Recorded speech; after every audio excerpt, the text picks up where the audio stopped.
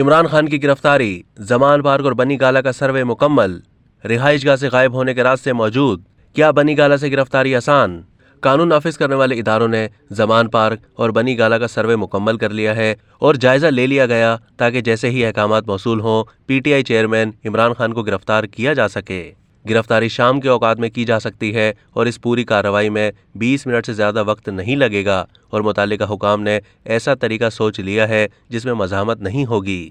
ذرائع کے مطابق گرفتاری سے پہلے وارنٹ حاصل کیا جائے گا۔ علاقے کی ریکی سے معلوم ہوا ہے کہ عمران خان کے پاس اپنی رہائش گاہ سے غائب ہونے کے راستے موجود ہیں، تاہم گرفتاری کے لیے کارروائی کی صورت میں انہیں بھاگنے نہیں دیا جائے گا۔ پی ٹی آئی فی الحال انسانی ڈھال کو گرفتاری سے بچنے کے لیے تیار کر رہی ہے۔ زمان پارک میں موجود افراد کی تعداد 48 سے 400 کے قریب ہو سکتی ہے۔